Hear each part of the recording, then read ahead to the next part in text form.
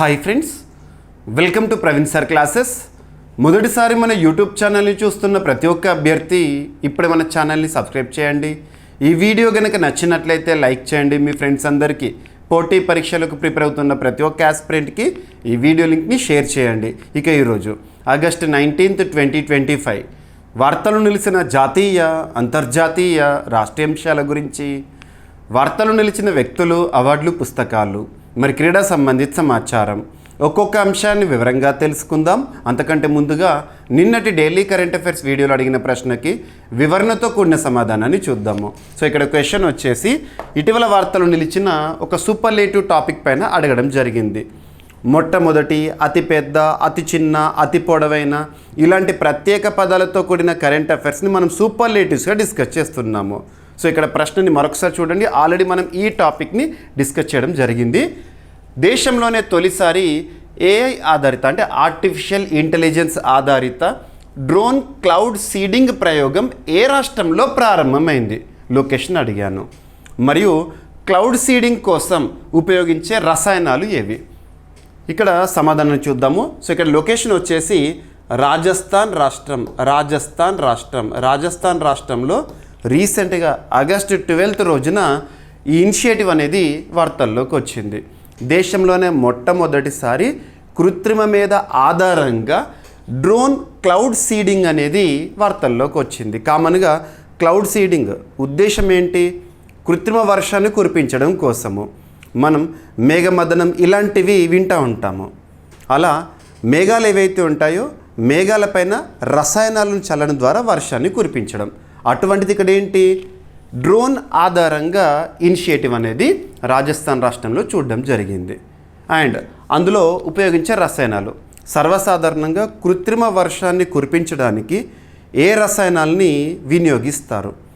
ఈ ప్రశ్నని మనం కెమిస్ట్రీ సబ్జెక్ట్లో భాగంగా ఎక్స్పెక్ట్ చేస్తాము. చాలా వరకు పోటీ పరీక్షలు అడుగుతున్నారు. ఇక్కడ గుర్తుపెట్టుకోండి, అదేంటంటే రసాయనాలు ఏంటంటే, ఒకటి సిల్వర్ అయోడైడ్, నెక్స్ట్ వచ్చేసి పొటాషియం అయోడైడ్, లేదంటే చాలా స్వల్ప మొత్తంలో అప్పుడప్పుడు వెరీ రేర్ కేసెస్లో sodium chloride, next dry ice గుర్తుపెట్టుకోండి, dry ice, solid carbon dioxide అని చెప్పొచ్చు. సో వీటిని రసాయనాలుగా వినియోగిస్తారు. వీటిని ఏం చేస్తారంటే మేఘాలపైన చల్లుతారు.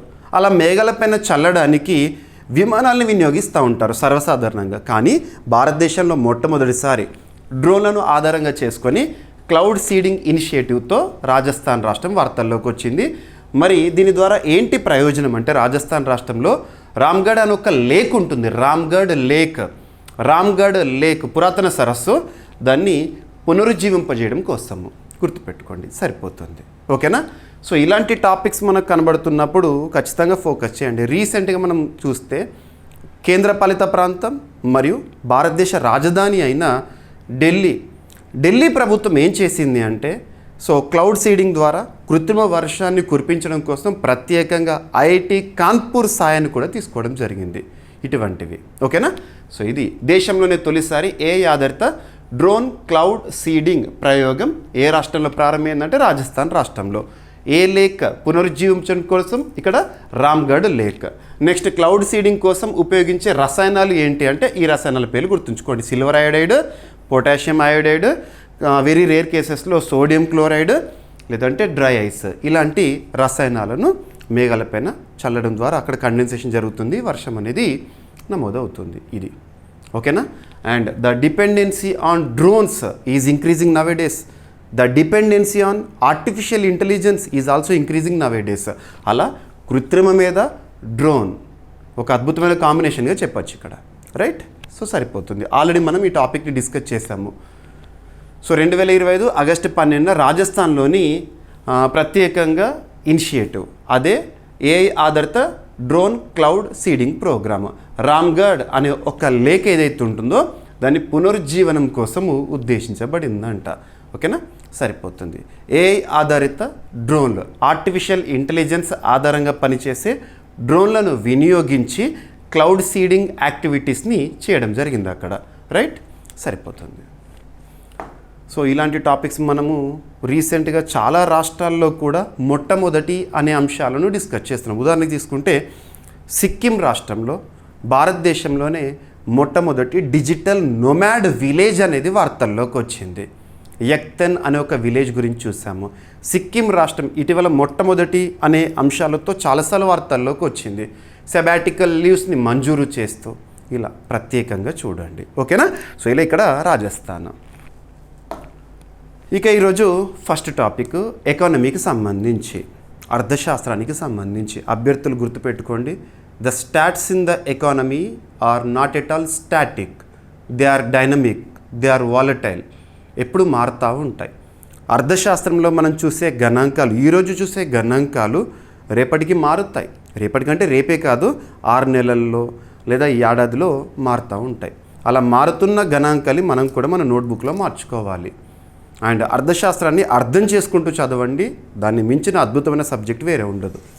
సో ఇక్కడ ఈరోజు మీరు అన్ని వార్తాపత్రికల్లో చూసే ఉంటారు, కేంద్ర ప్రభుత్వం యొక్క అప్పు అనేది 2015 సంవత్సరం నుండి ఇప్పటి వరకు ఏ విధంగా పెరుగుతూ వచ్చింది.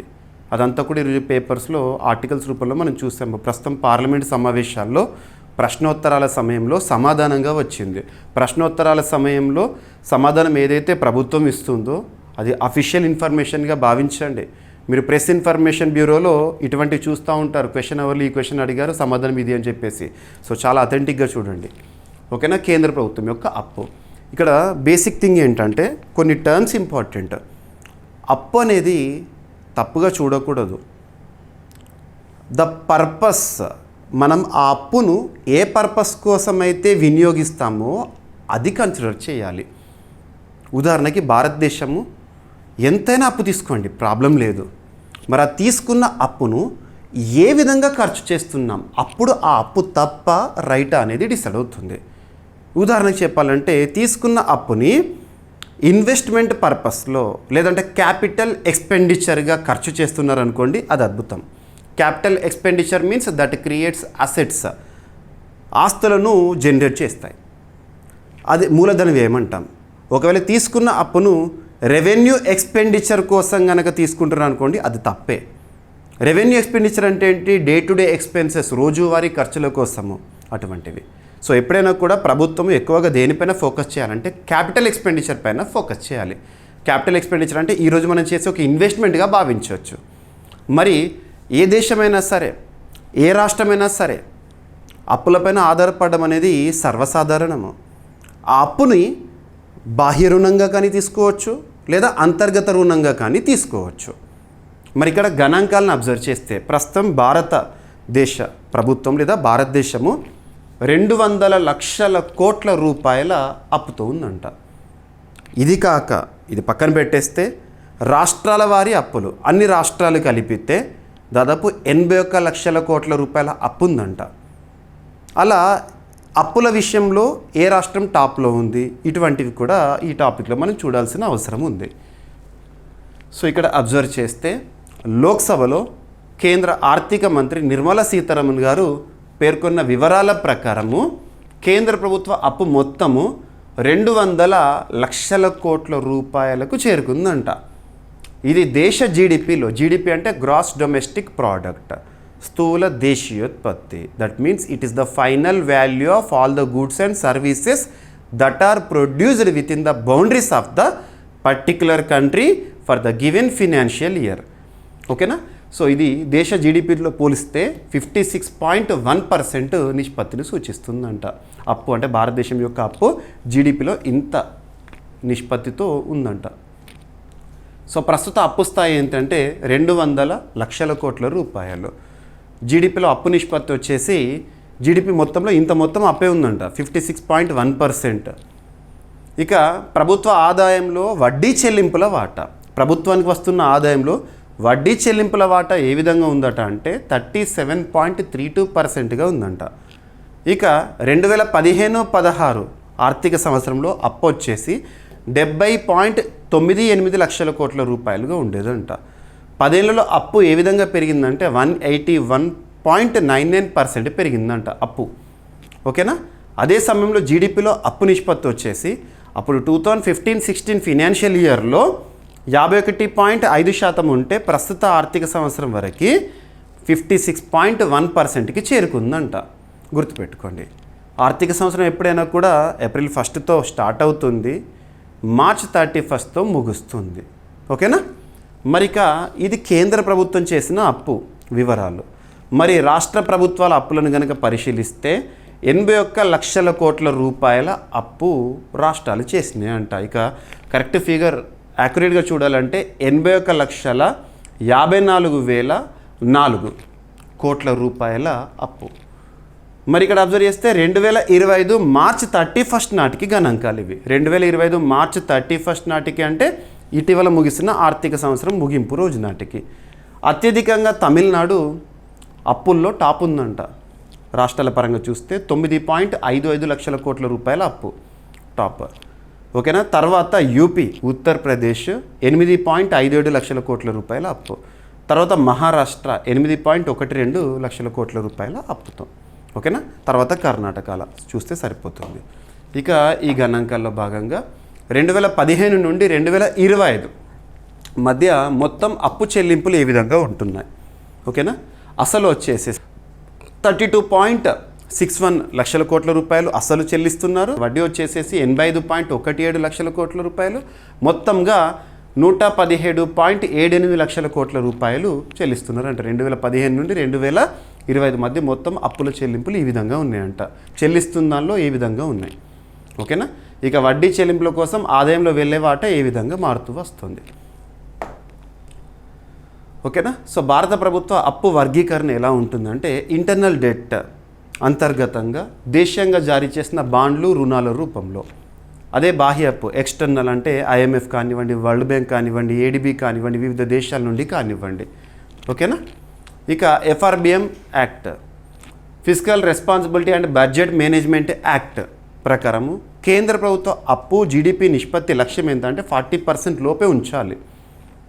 వాస్తవంలో అది ప్రస్తుతం 51.1% ఉంది. అంటే ఉండాల్సిన దానికంటే ఎక్కువ ఉంది. ఇక అప్పు ఎక్కువైతే సమస్యలు ఏంటి మనందరికీ తెలుసు. డెట్ ట్రాప్లోకి వెళ్ళిపోతుంది దేశము. ప్రభుత్వ వినియోగ వ్యయాలకు తక్కువ నిధులు, వడ్డీ చెల్లింపుల భారం వల్ల సంక్షేమ వ్యయాలపై ప్రభావం పడుతుంది. భవిష్యత్తు తరం మీద ఆర్థిక ఒత్తిడి కూడా పెరుగుతూ వస్తుంది. ఇది మనకు మెయిన్ గుర్తుపెట్టుకోండి. ఏదైనా ఒక టాపిక్ చదువుతున్నప్పుడు దానికి సంబంధించి బేసిక్ కొంత టర్మినాలజీ చూడండి. ఈ గణాంకాలు ఏవైతే ఉంటే అండర్స్టాండింగ్ పర్పస్లో చూడండి. అందులో మనం డిస్క్రిప్టివ్ ప్యాటర్న్ ఎగ్జామినేషన్స్ రాస్తున్నప్పుడు కానివ్వండి, సో అప్డేటెడ్ ఇన్ఫర్మేషన్ రాస్తే మనకు ఎక్కువ మొత్తంలో స్కోర్ చేసే అవకాశాలు ఉంటాయి. ఓకేనా? ఇక సెకండ్ టాపిక్ ఒక సదస్సు లేదా సమావేశం. ఏదైనా ఒక సదస్సు లేదా సమావేశం గురించి చూస్తున్నప్పుడు అది ఎక్కడ జరిగింది, వెన్యూ ఇంపార్టెంట్. సెకండ్, ఆ సదస్సు లేదా కాన్ఫరెన్స్ లేదా సమ్మిట్ యొక్క నేమ్ ఏంటి, నిర్వహణ సంస్థలు ఏంటి, ఎవరు నిర్వహిస్తున్నారు, ఎప్పుడు నిర్వహిస్తున్నారు, మరియు ఉద్దేశం ఏంటి, ఆ సదస్సు యొక్క ఉద్దేశం ఏంటి. ఎనఫ్ ఒక 4 to 5 పాయింట్స్. ఓకేనా? ఇక్కడ సదస్సు పేరు, థీమ్ రెండు ఒకటే. అదేంటో చూద్దాము.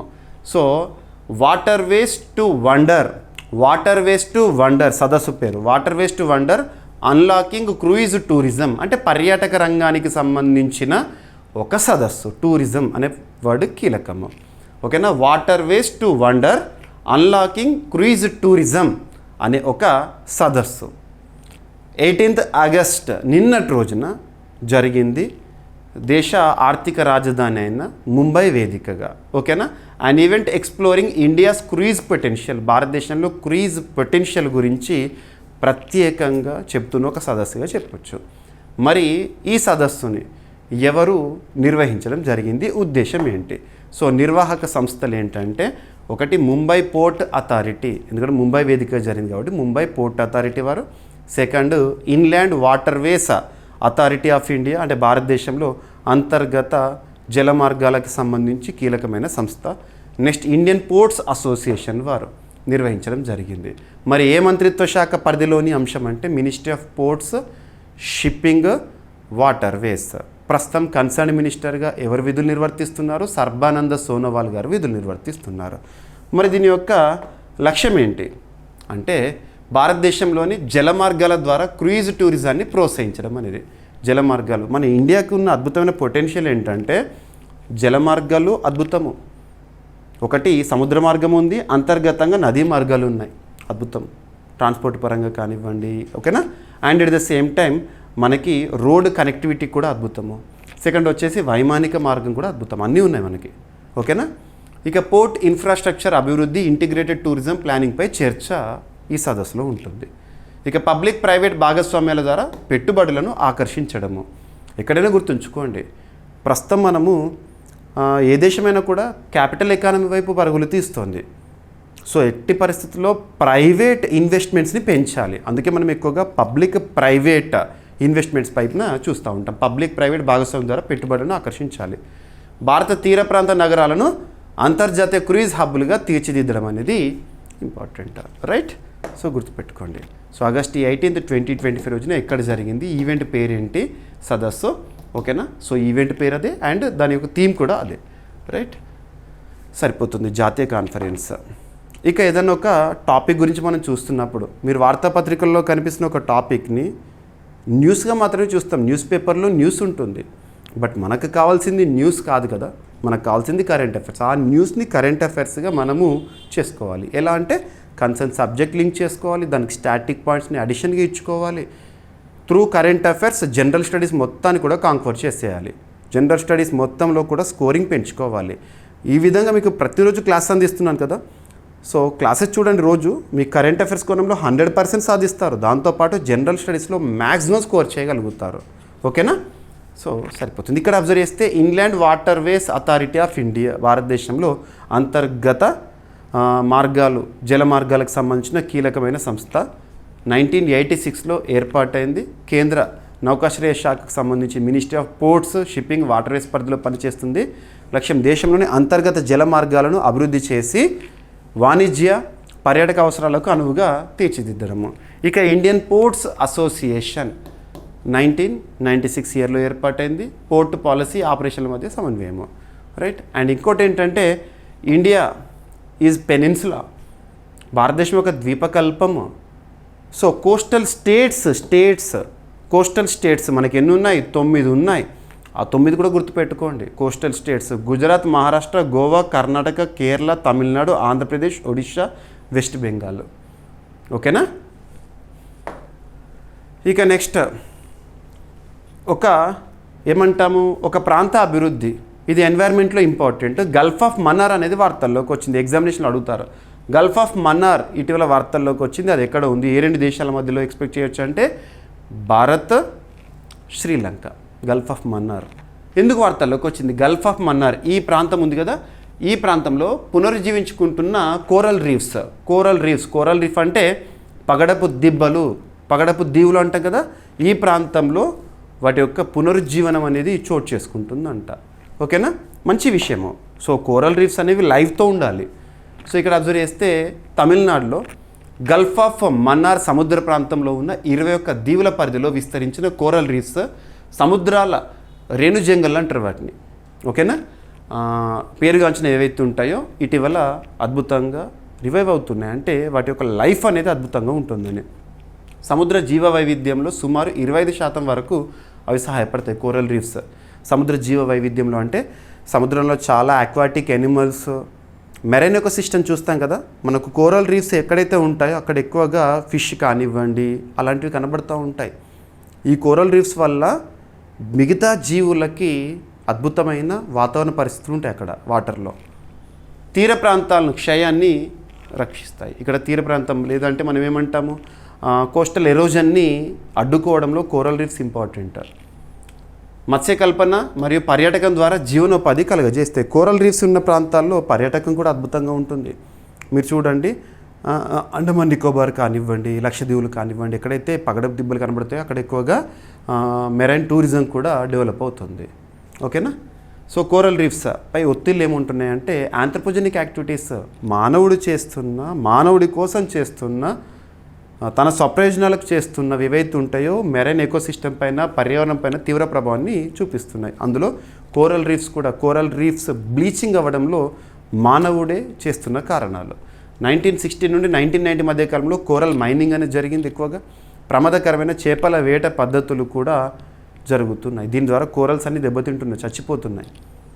వాతావరణ మార్పుల వల్ల సో సముద్ర ఉపరితల ఉష్ణోగ్రత పెరుగుతోంది, ఎందుకంటే anthropogenic activities.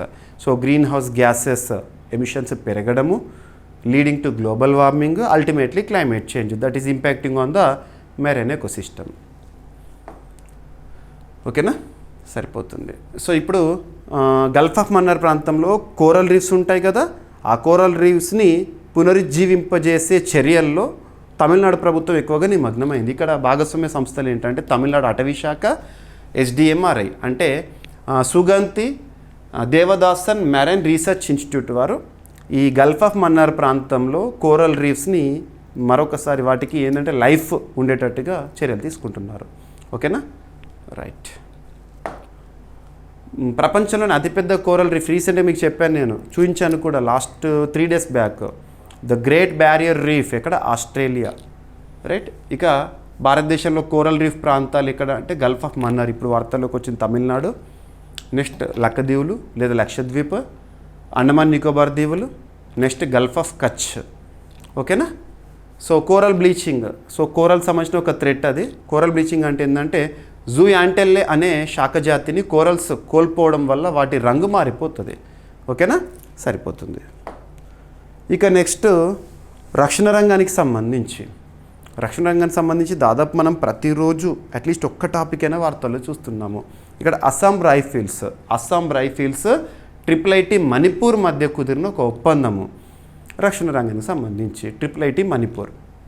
So Assam rifles IIT Manipur మధ్య డ్రోన్ టెక్నాలజీ ప్రమోషన్ కోసం ఒప్పందం. డ్రోన్, సో చెప్పాను కదా ఇందాక, the dependency on drones is increasing nowadays. మానవరహిత విమానాలపైన ఆధారపడుతున్నాడు. ఆ డ్రోన్స్ అనేవి వివిధ పర్పస్ కోసం వినియోగిస్తున్నాము. సో ఇక్కడ రక్షణ రంగంలో వినియోగం కోసం, డ్రోన్స్ వినియోగం కోసం ఒప్పందం IIT టెక్నాలజీ ఇన్స్టిట్యూట్తో ఒప్పందము. సో అస్సాం రైఫిల్స్ మరియు IIT మణిపూర్ మధ్య రక్షణ మరియు భద్రతా అవసరాల కోసం డ్రోన్ సాంకేతికతను, డ్రోన్ టెక్నాలజీని అభివృద్ధి చేయడానికి ఒక మెమరాండం ఆఫ్ అండర్స్టాండింగ్, అవగాహన ఒప్పందం అనేది కుదిరింది. ఒప్పందం యొక్క లక్ష్యం, ఏదైనా ఒప్పందం వార్తలోకి వచ్చిందంటే అందులో ఎన్ని పార్టీస్ ఉన్నాయి, ఎవరు, ఉదాహరణ తీసుకుంటే ఇక్కడ అస్సాం రైఫిల్స్ రక్షణ బలగాలు, సెకండ్ వచ్చేసి IIT మణిపూర్.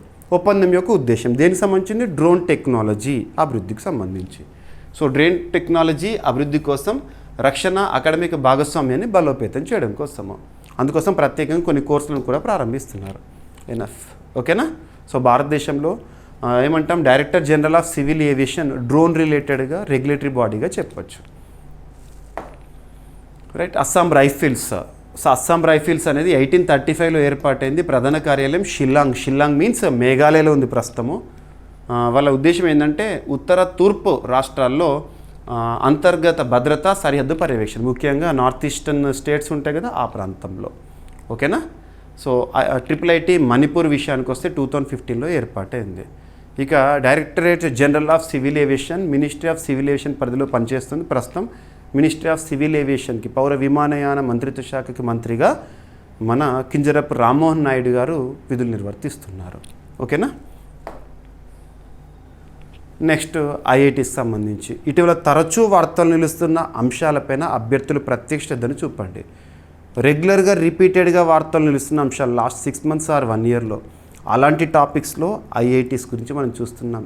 దాదాపు ఒక 15 daysలో 5 to 6 టాపిక్స్ అయితే కనీసం IITs సంబంధించి మనం చూస్తూ ఉంటాము. అందులో IIT మద్రాస్ రెగ్యులర్గా వార్తల్లోకి వస్తుంది, Indian institute of technology Madras. So ఇక్కడ ఒక సూపర్లేటివ్ టాపిక్తో వార్తల్లోకి వచ్చింది. ఏ IIT గురించైనా నేర్చుకునేటప్పుడు IIT ఏంటి వార్తల్లోకి వచ్చింది, ఏ అంశంతో వార్తల్లోకి వచ్చింది, దట్స్ ఎనఫ్. అంతకుమించి ఎగ్జామినేషన్లో క్వశ్చన్ అడగట్లేరు. సో IIT సంబంధించి పోటీ పరీక్షల్లో పోటీపడి మరీ ప్రశ్నలు అడుగుతున్నారు, సింగిల్ లైన్లో క్వశ్చన్ అడుగుతున్నారు. Most important topics. దేశంలో మొట్టమొదటి సిలికాన్ ఫోటోనిక్స్ ఆధారిత క్వాంటమ్ ర్యాండమ్ నెంబర్ జనరేటర్ సంబంధిత అంశంతో ఇటీవల IIT వార్తల్లోకి వచ్చిందంటే IIT Madras. So IIT Madras అభివృద్ధి చేసిన భారతదేశంలోనే మొట్టమొదటి, సో సూపర్లేటివ్ టాపిక్, భారతదేశంలో మొట్టమొదటి సిలికాన్ ఫోటోనిక్స్ ఆధారిత క్వాంటమ్ ర్యాండమ్ నెంబర్ జనరేటర్ QRNGని వాణిజ్య వినియోగానికి లైసెన్స్ చేశారంట. ఈ ఒప్పందం దాదాపు ₹1 కోటి విలువతో ప్రైవేట్ రంగ సంస్థ ఇంద్రక క్వాంటమ్ టెక్నాలజీ ప్రైవేట్ లిమిటెడ్తో జరిగిందంట. డైరెక్ట్ గుర్తుపెట్టుకోండి, హెడ్డింగ్ ఎనఫ్. ఓకేనా, సరిపోతుంది. ఇక క్వాంటమ్ ర్యాండమ్ నంబర్ జనరేటర్ అంటే సో ఖచ్చితమైన ర్యాండమ్ నెంబర్లను ఉత్పత్తి చేస్తుంది. క్లాసికల్ ఆర్ఎన్జీల కంటే చాలా సురక్షితము, సరిపోతుంది. రైట్. ఇక ఐఐటి మద్రాస్ 1959లో ఏర్పాటైంది, తమిళనాడు రాష్ట్రంలోని ఒక ఐఐటి. ఇక quantum technology India national quantum mission అనేది 2023లో ప్రారంభమైంది. లక్ష్యం ఏంటంటే 2031 నాటికి ప్రపంచంలో టాప్ 3 క్వాంటమ్ నేషన్స్లో దేశాల్లో భారత్ని ఒకటిగా తీర్చిదిద్దడం. ఇక నెక్స్ట్ సైన్స్ అండ్ టెక్నాలజీలో భాగంగా జపాన్కి సంబంధించి భారతదేశం నుండి వెళ్ళిన యువ శాస్త్రవేత్తలు అని చెప్పవచ్చు. ఇదేంటంటే సకురా సైన్స్ కార్యక్రమం ఇటీవల వార్తల్లోకి వచ్చింది. అది ఏంటి అంటారు. సకురా సైన్స్ కార్యక్రమం 2025లో భారత విద్యార్థుల జపాన్ పర్యటన. సో భారతదేశం నుండి విద్యార్థులు జపాన్కి వెళ్ళారు. ఎందులో భాగంగా అంటే సకురా సైన్స్ ప్రోగ్రాంలో భాగంగా. సో భారతదేశం నుండి 34 మంది విద్యార్థుల బృందం సకురా సైన్స్ కార్యక్రమంలో పాల్గొనేందుకు జపాన్కు వెళ్ళారు. పూర్తి పేరు ఏంటంటే Japan Asia youth exchange program in science. ఓకేనా. సకురా సైన్స్ ప్రోగ్రాంలో భాగంగా దాన్ని ఏమంటామంటే Japan Asia youth exchange program in science. So Japan ప్రారంభించింది. రైట్. 2014 సంవత్సరంలో ఈ సకురా సైన్స్ అనే ఒక ప్రోగ్రామ్ని ప్రారంభించింది జపాన్. మరి భారతదేశం ఎప్పటి నుండి అంటే 2016 నుండి భారత విద్యార్థులు అక్కడ పాల్గొంటున్నారు యాక్టివ్గా. మరి సకురా సైన్స్ ప్రోగ్రామ్ యొక్క ఉద్దేశం ఏంటంటే యువ శాస్త్రవేత్తల్లో శాస్త్రీయ ఆసక్తిని పెంపొందించాలి, సైంటిఫిక్ టెంపర్ని ప్రోత్సహించాలన్నట్టు, జాతీయ అంతర్జాతీయ దృష్టికోణాన్ని అభివృద్ధి చేయాలి, జపాన్ శాస్త్ర సాంకేతిక పురోగతులపై ప్రత్యక్ష అవగాహన కల్పించాలి, జపాన్ భారతదేశ సంబంధాలు బలోపేతం చేయాలి అండ్ సాంస్కృతిక పరస్పర అవగాహనకు సహకరించాలి. సరిపోతుంది. Japan science and technology agency 2003 సంవత్సరంలో ఏర్పాటైంది. సరిపోతుంది. ఇక భారత్ జపాన్ సంబంధాలను కనుక అబ్జర్వ్ చేస్తే ఏ రంగాల్లో అంటే బౌద్ధ సాంస్కృతిక బంధం, technology, bullet train, defence and renewable energy విషయంలో జపాన్ సహకారం అందిస్తుంది. ఇక నెక్స్ట్ ఒక ఐఐటి గౌహతి ఇన్వాల్వ్ అయింది ఈ టాపిక్లో. సో బ్లాక్ హోల్కి సంబంధించి కృష్ణబిల గుట్టు విషయంలో భారత్ ఇజ్రాయెల్ శాస్త్రవేత్తల సంయుక్త పరిశోధన అనేది విజయవంతమైంది. కృష్ణబిలం అంటాం కదా, బ్లాక్ హోల్స్ అంటాం కదా, దానికి సంబంధించి ఐఐటి గౌహతి ఇక్కడ.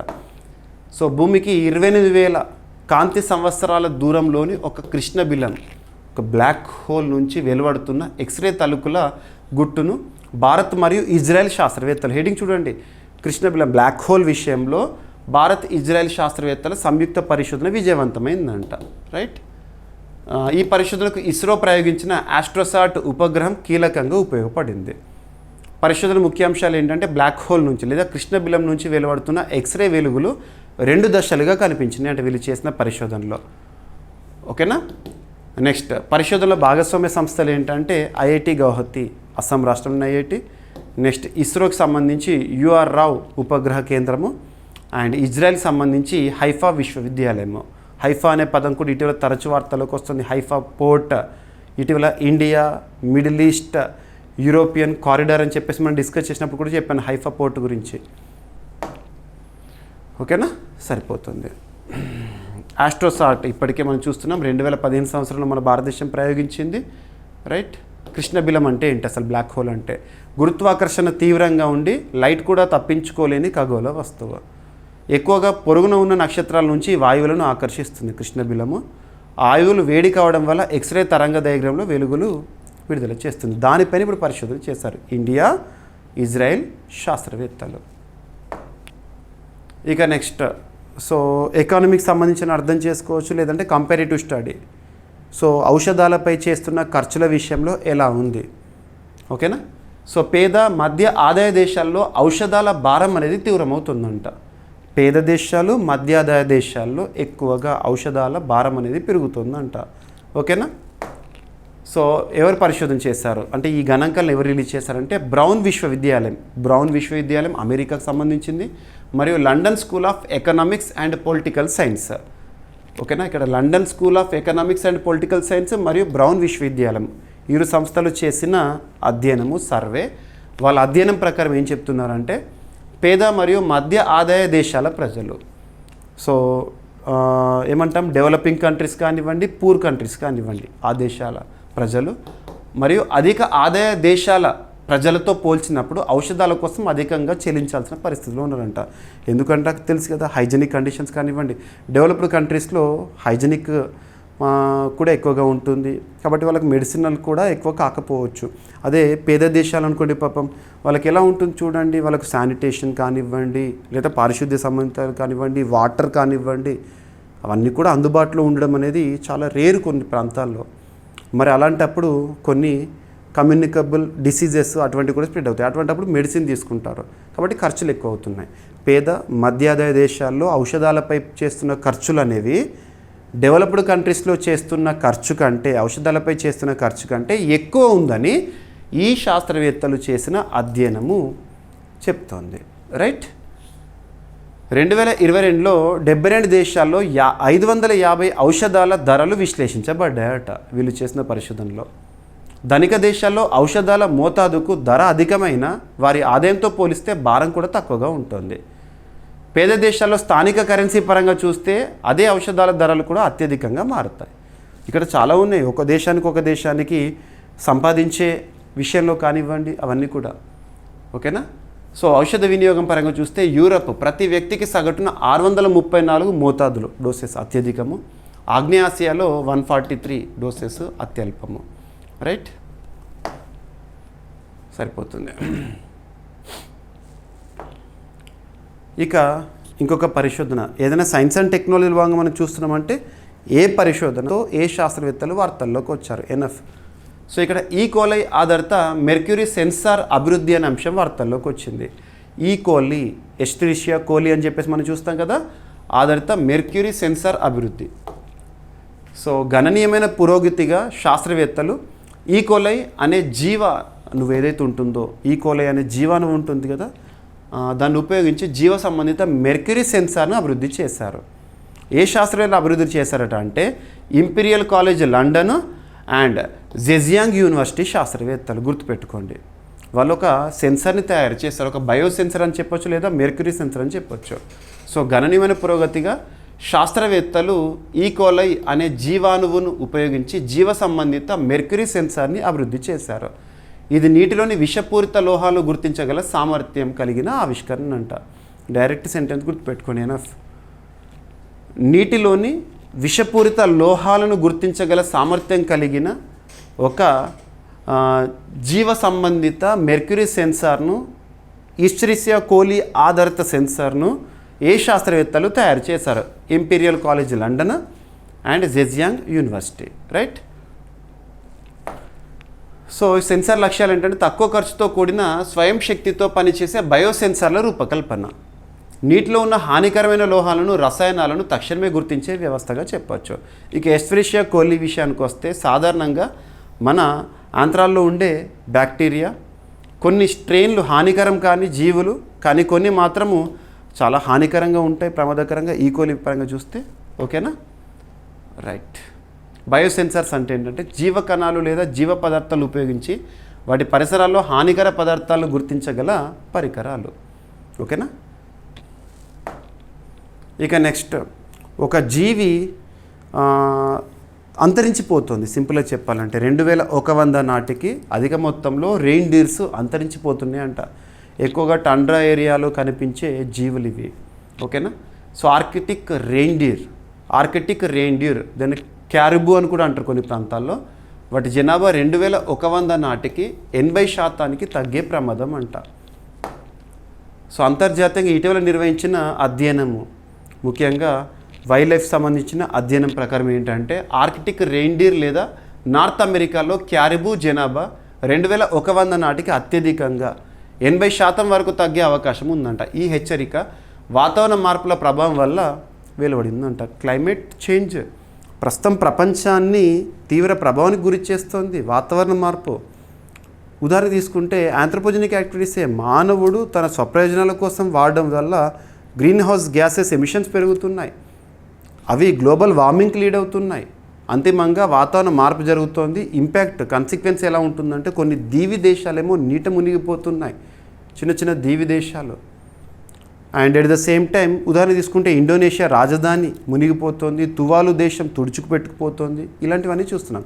మరి ఈ వాతావరణ మార్పు వల్ల ఎనిమల్స్ పైన, వైల్డ్ లైఫ్ పైన కూడా తీవ్ర ప్రభావం పడుతుందంట. అది ఇక్కడ. ఓకేనా. సో ఆర్కిటిక్ రెయిన్డీర్ జనాభా అనేది అంతరించిపోతుంది వాతావరణ మార్పు కారణంగా. ఓకేనా. ఇక దీని యొక్క సైంటిఫిక్ నేమ్ ఏంటి అని అడుగుతారు. సో ర్యాంగిఫర్ టెరండస్. ర్యాంగిఫర్ టెరండస్ అనే ఒక జీవి గురించి మనం వార్తలు చూస్తున్నప్పుడు దాని యొక్క సైంటిఫిక్ నేమ్ చెప్తున్నాను. యురేషియాలో రెయిన్డీర్ అంటాము, అదే నార్త్ అమెరికా ప్రాంతంలో క్యారిబు అంటాము. పెద్ద పరిమాణంలో ఉండే ఒక జీవి, శాకాహార జంతువు. రైట్, సరిపోతుంది. ఈ జీవి మనుగడే ప్రశ్నార్థకం అవుతుంది అంటే ఇక 80% తగ్గిపోతుంది 2100 నాటికి. రైట్. ఇక నెక్స్ట్ ఒక స్కీమ్ లేదా ఒక ఇనిషియేటివ్ అనేది రీసెంట్గా మనం డిస్కస్ చేసాం. ఈరోజు మళ్ళీ అన్ని వార్తాపత్రికల్లో కనిపించింది. అభ్యర్థులు గుర్తుపెట్టుకోండి, ప్రభుత్వం ప్రారంభిస్తున్న పథకాలు, అది కేంద్ర ప్రభుత్వమైనా రాష్ట్ర ప్రభుత్వమైనా.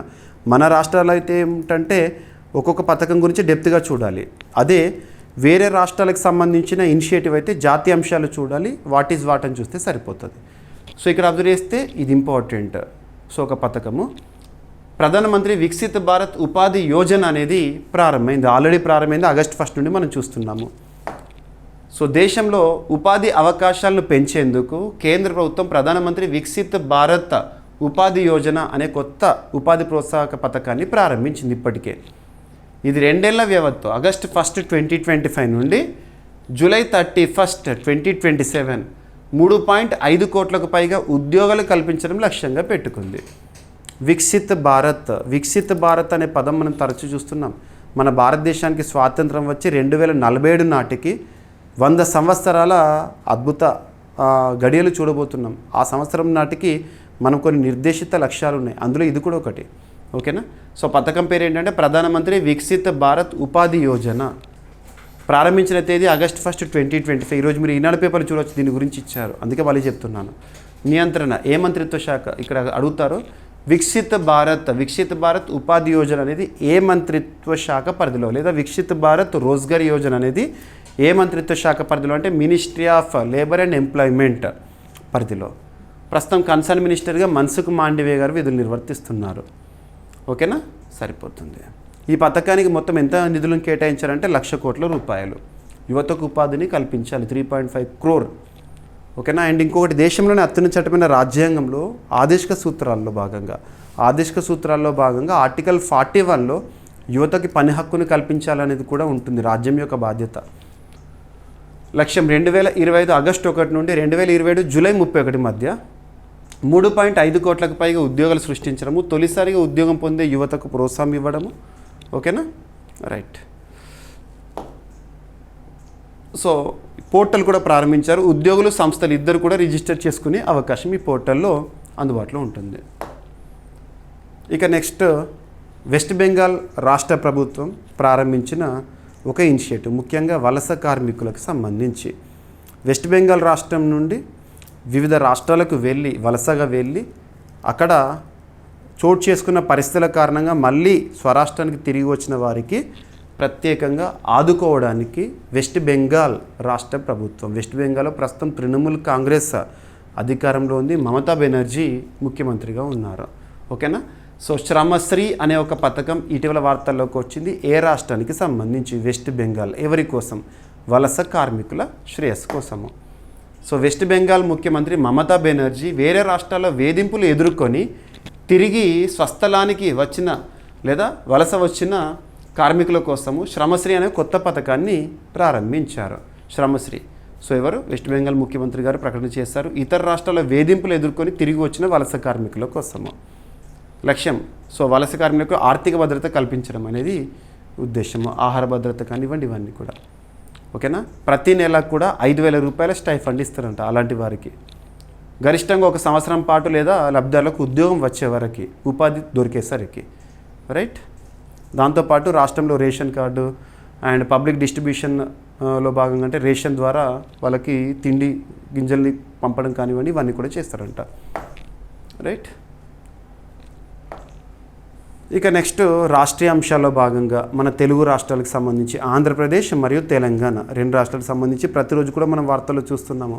ఇక్కడ అబ్జర్వ్ చేస్తే ఆంధ్రప్రదేశ్ రాష్ట్రానికి 3 ప్రధాన పర్యాటక ప్రాజెక్టులని వాటికి సంబంధించి అభివృద్ధి కోసము డిపిఆర్ని సబ్మిట్ చేయడం జరిగింది రాష్ట్ర పర్యాటక శాఖ మంత్రిగా ఉన్న కందుల దుర్గేష్ గారు.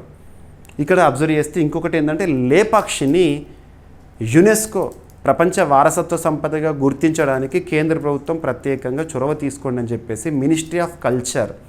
So ministry of culture and tourism ప్రస్తుతం కేంద్ర మంత్రిగా ఎవరు విధులు నిర్వర్తిస్తున్నారు, గజేంద్ర సింగ్ షెకావత్ గారికి సబ్మిట్ చేశారు రిక్వెస్ట్. సో ఇక్కడ అబ్జర్వ్ చేస్తే సో ఆంధ్రప్రదేశ్ రాష్ట్ర పర్యాటక శాఖ మంత్రిగా ఉన్న కందుల దుర్గేష్ గారు కేంద్ర పర్యాటక సాంస్కృతిక వ్యవహారాల శాఖ మంత్రిగా ఉన్న గజేంద్ర సింగ్ షెకావత్కి 3 సమగ్ర ప్రాజెక్టుల డిపిఆర్లను అంటే ప్లానింగ్ని అందజేశారు. ఈ ప్రాజెక్టులు రాష్ట్రంలో పర్యాటక సాంస్కృతిక వారసత్వ ప్రాంతాల అభివృద్ధికి దోహదపడతాయంట. సో ఏ రాష్ట్రమైనా, ఏ ప్రాంతమైనా, ఏ దేశమైనా ఎంత ఎక్కువ మొత్తంలో టూరిజంకి ఇంపార్టెన్స్ ఇస్తే అంత అద్భుతము. సో ఇక్కడ అబ్జర్వ్ చేస్తే లేపాక్షి సాంస్కృతిక కేంద్రం కోసం 103 కోట్ల రూపాయలు, యాత్రికులకు మౌలిక సదుపాయాల కల్పన, సాంస్కృతిక ప్రదర్శనలు, గైడ్ సేవలు, లేపాక్షిని యునెస్కో వారసత్వ ప్రదేశాల జాబితాలో చేర్చేందుకు విజ్ఞప్తి చేశారు. ఇక లంబసింగి ఎక్స్పీరియన్స్ సెంటర్ కోసం 99.87 కోట్ల రూపాయలు, లంబసింగి పర్యాటకులకు సాంకేతిక ఆధారిత అనుభూతుల సదుపాయాలు కల్పించడం కోసము. ఓకేనా. అండ్ బుద్ధిస్ట్ సర్క్యూట్ టెంట్ సిటీలకు 77.32 కోట్ల రూపాయలు. సో బౌద్ధ యాత్రా ప్రాంతాల్లో తాత్కాలిక గుడిసెలు, క్యాంపింగ్ సదుపాయాలు ప్రొవైడ్ చేయడానికి. ఓకేనా. సో ఇక లేపాక్షి అవకాశం ఉన్న యునెస్కో వారసత్వ ప్రదేశము. సో ప్రసిద్ధమైన వీరభద్ర దేవాలయం, నంది శిల్పం అక్కడ ఫేమస్. లంబసింగి ఆంధ్రప్రదేశ్లో ఏకైక తక్కువ ఉష్ణోగ్రతల ప్రాంతం అని చెప్పవచ్చు, హై ఆల్టిట్యూడ్లో ఉంటుంది.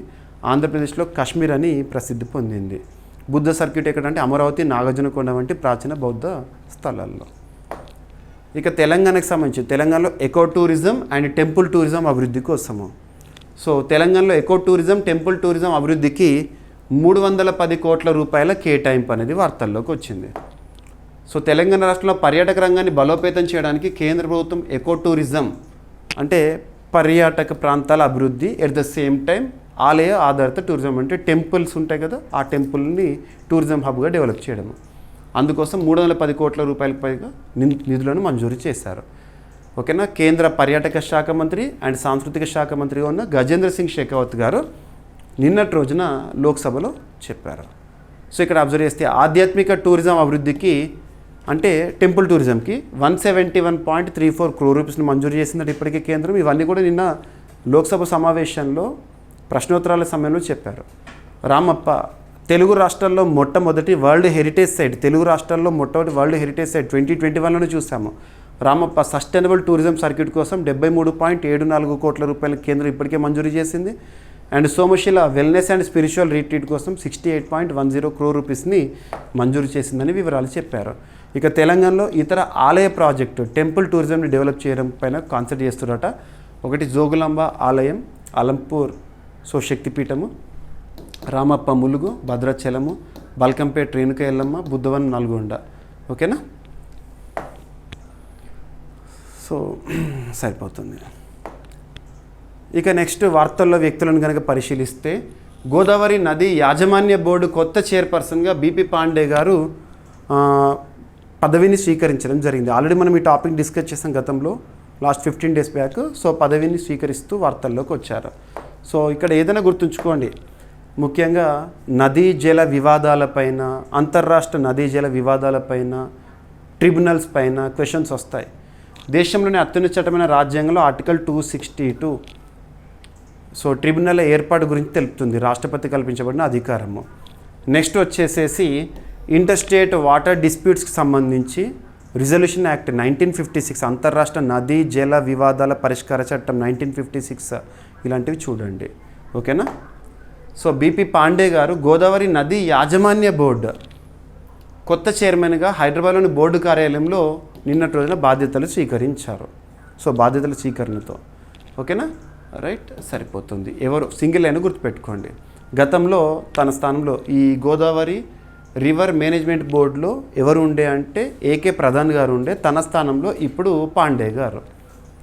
ఇక గోదావరి నదీ యాజమాన్య బోర్డు విషయానికి వస్తే 2014 సంవత్సరంలో స్థాపించబడింది. ప్రధాన కార్యాలయం హైదరాబాద్. గోదావరి నదీ జలాలను ఆంధ్రప్రదేశ్ మరియు తెలంగాణ రాష్ట్రాలకు న్యాయంగా పంపిణీ చేయడము, ప్రాజెక్టుల నిర్వహణ పర్యవేక్షణ కోసము ఉద్దేశించబడింది. అండ్ నెక్స్ట్ వార్తల్లో వ్యక్తికి ఈరోజు మనం చూస్తున్నాం వార్తాపత్రికలో మిస్ యూనివర్స్ ఇండియా 2025గా మనికా విశ్వకర్మ వార్తల్లోకి వచ్చింది. సో ఏ రాష్ట్రానికి చెందినవారు చూస్తే సరిపోతుంది. రాజస్థాన్ రాష్ట్రానికి చెందిన మనికా విశ్వకర్మ జైపూర్లో నిర్వహించిన ఏదైనా ఒక ఇంపార్టెంట్ ఈవెంట్ ఉంటే ఎక్కడ జరిగిందో కూడా చూడాలి. సో జైపూర్లో నిర్వహించిన మిస్ యూనివర్స్ ఇండియా 2025 పోటీల్లో విజేతగా ఎంపికై చరిత్ర సృష్టించింది. డైరెక్ట్ సింగిల్ లైన్లో గుర్తుపెట్టుకోండి. So miss Universe India. ఇక ఆమెకు గత ఏడాది విజేత రియా సింగా చేతుల మీదుగా కిరీటం అలంకరించారు. సో విజేత ఎవరు? మనికా విశ్వకర్మ, తను రాజస్థాన్. రన్నరప్ ఎవరు అంటే తాన్యా శర్మ, ఉత్తరప్రదేశ్. ఓకేనా. ఇక ఈ విజయంతో మనికా విశ్వకర్మ నవంబర్ 2025లో థాయిలాండ్ వేదికగా జరిగే ప్రత్యేకమైన ఈవెంట్లో సో ప్రపంచ పోటీల్లో పాల్గొనబోతున్నారు. 74th మిస్ యూనివర్స్ పోటీలో భారతదేశం తరపున పార్టిసిపేట్ చేయబోతోంది. ఎలిజిబుల్ అయిపోయింది ఇక్కడ. ఓకేనా. సో మిస్ యూనివర్స్ పోటీ 1952లో ప్రారంభము. నిర్వహణ సంస్థ మిస్ యూనివర్స్ ఆర్గనైజేషన్ న్యూయార్క్ కేంద్రంగా పనిచేస్తుంది. భారతదేశం తరపున ఇప్పటివరకు మిస్ యూనివర్స్లో ఎవరెవరు అంటే 1994లో సుస్మితా సేన్ అండ్ 2000 ఇయర్లో లారా దత్తా. ఓకేనా. ఇక నెక్స్ట్ ఒక పుస్తకం వార్తల్లోకి వచ్చింది. ఏదైనా ఒక పుస్తకం గురించి మనం చూస్తున్నప్పుడు ఆ పుస్తకం యొక్క కవర్ పేజ్ పైన ఏ లాంగ్వేజ్లో అయితే నేమ్ ఉంటుందో అదే లాంగ్వేజ్లో గుర్తుపెట్టుకోవాలి. ఎట్టి పరిస్థితుల్లో ట్రాన్స్లేషన్ చేయకండి. సో పుస్తకం పేరేంటి, రచయితలు ఎవరు, ఉద్దేశం ఏంటి, ఎనఫ్. ఇక్కడ సో పుస్తకం పేరు వచ్చేసి ద వెయిట్ లాస్ రివల్యూషన్ అనే ఒక పుస్తకం. The weight loss revolution, weight loss drugs and how to use them అనే ఒక పుస్తకం వార్తల్లోకి వచ్చింది. ఆ పుస్తకం యొక్క రచయితలు ఎవరంటే డాక్టర్స్. యాక్చువల్గా ప్రముఖ endocrinologist doctor Ambrish Mittal and ఇంకొకరు ఎవరంటే శివం విజ్ గారు. సో పుస్తక ప్రత్యేకత ఏంటంటే బరువు తగ్గించే మందుల గురించి, ప్రస్తుతం మార్కెట్లో ఉన్న మందుల గురించి, వాటి పట్ల సురక్షిత వినియోగం ఎలా ఉండాలని చెప్పేసి అవగాహన కల్పించడము. ఓకేనా. సో ఇక్కడ ఎందుకు పుస్తకం ఇంపార్టెన్స్తో నేను చెప్పానంటే సో మినిస్ట్రీ ఆఫ్ ఎస్ఎన్టీ శాస్త్ర సాంకేతిక వ్యవహారాల శాఖ మంత్రిగా విధులు నిర్వర్తిస్తున్న జితేంద్ర సింగ్ గారి చేతుల మీదుగా పుస్తక ఆవిష్కరణ అనేది జరిగింది. జితేంద్ర సింగ్ గారు సో కేంద్ర ప్రభుత్వానికి సంబంధించి లేదా కేంద్ర మంత్రులకు సంబంధించి లేదా రాష్ట్రపతి గారి చేతుల మీదుగా, ఉపరాష్ట్రపతి గారి చేతుల మీదుగా, లేదా సుప్రీంకోర్టు సీజే చేతుల మీదుగా, లేదా ప్రధానమంత్రి చేతుల మీదుగా ఏమైనా పుస్తకావిష్కరణలు జరుగుతున్నాయి, కేంద్ర మంత్రుల చేతుల మీదుగా పుస్తకావిష్కరణలు జరుగుతున్నాయి అంటే కొంత ఇంపార్టెన్స్ ఇవ్వండి. ఓకేనా. ఇక ఈరోజు ప్రశ్న, ప్రతిష్టాత్మక టెన్నిస్ గ్రాండ్ స్లామ్లు 4 చూస్తాం ప్రతి సంవత్సరం కూడా క్యాలెండర్ ఇయర్లో. ఆ టెన్నిస్ గ్రాండ్ స్లామ్లను ప్రతి ఏటా నిర్వహించే వరుస క్రమం ఏ గ్రాండ్ స్లామ్ తర్వాత ఏది నిర్వహిస్తారు? ప్రపంచంలోనే అతి పురాతన టెన్నిస్ గ్రాండ్ స్లామ్ ఏది? సో సింపుల్ క్వశ్చన్, మీకు చాలాసార్లు నేను రిపీట్ చేస్తున్నాను ఈ టాపిక్. ఓకేనా. ఇక ఈరోజు టాపిక్స్ని క్విక్ రివిజన్ చేస్తే సో ఫస్ట్ వచ్చేసి కేంద్ర ప్రభుత్వ అప్పు దాదాపు 200 లక్షల కోట్ల రూపాయలు దాటింది అని చెప్పేసి నిర్మలా సీతారామన్ గారు చెప్పిన అంశము. Next water ways to wonder unlocking cruise tourism అనే ఒక సదస్సు ముంబై వేదిక నిన్న జరిగింది. అండ్ గల్ఫ్ ఆఫ్ మన్నార్లో పునరుజ్జీవించుతున్న కోరల్ రీఫ్స్ అని చెప్పేసి. Next Assam Rifles IIIT Manipur మధ్య డ్రోన్ టెక్నాలజీ ప్రమోషన్ కోసం ఒప్పందం అనేది జరిగింది. అండ్ దేశంలో మొట్టమొదటి సిలికాన్ ఫోటోనిక్స్ ఆధారిత quantum random number generator and Sakura science కార్యక్రమం 2025లో భారత విద్యార్థులు పాల్గొనడం జరిగింది జపాన్ దేశంలో. నెక్స్ట్ కృష్ణబిలా గుట్టు భారత్ ఇజ్రాయెల్ శాస్త్రవేత్తల సంయుక్త పరిశోధన విజయవంతం అని చెప్పేసి. కృష్ణబిలాలు అంటే ఏంటి? అండ్ పేద మధ్య ఆదాయ దేశాల్లో ఔషధాల భారము తీవ్రమవుతుందని చెప్పేసి అధ్యయనము. అండ్ ఎస్రిసియో కోలై ఆధారిత మెర్కురీ సెన్సార్ అభివృద్ధి అనే అంశము. అండ్ ఆర్కిటిక్ రెయిన్డీర్ జనాభా 2100 నాటికి 80% తగ్గే ప్రమాదం ఉందని అధ్యయనము. అండ్ ప్రధానమంత్రి వికసిత్ భారత్ ఉపాధి యోజన ప్రారంభం లేదా రోజ్గార్ యోజన ప్రారంభము. అండ్ వలస కార్మికుల కోసం శ్రమశ్రీ అనే ఒక పథకంతో వెస్ట్ బెంగాల్ రాష్ట్ర ప్రభుత్వం వార్తల్లోకి వచ్చింది. 280 కోట్ల రూపాయలతో ఆంధ్రప్రదేశ్ రాష్ట్రానికి 3 ప్రధాన పర్యాటక ప్రాజెక్టులు అని చెప్పేసి. అండ్ తెలంగాణలో ఎకో టూరిజం, టెంపుల్ టూరిజం అభివృద్ధికి 310 కోట్ల రూపాయల కేటాయింపు. అండ్ గోదావరి నది యాజమాన్య బోర్డు కొత్త చైర్మన్గా బీపీ పాండే గారు నియమితులవుతూ వార్తల్లోకి వచ్చారు. అండ్ మిస్ యూనివర్స్ ఇండియా 2025గా మనికా విశ్వకర్మ రాజస్థాన్ చెందిన వారు. అండ్ వార్తల నుంచి ఒక పుస్తకం the weight loss revolution, weight loss drugs and how to use them అనే ఒక పుస్తకము. అండ్ ఈరోజు ప్రశ్న, ప్రతిష్టాత్మక టెన్నిస్ గ్రాండ్ స్లామ్లను ప్రతి ఏటా నిర్వహించే వరుస క్రమాన్ని తెలపండి. ప్రపంచంలోనే అతి పురాతన టెన్నిస్ గ్రాండ్ స్లాము ఏది చరిత్రలో? ఓకేనా, ప్రతి ఒక్కరు సమాధానం ఇవ్వండి. మీకు ప్రతిరోజు ఒక ప్రశ్న అడుగుతున్నాను.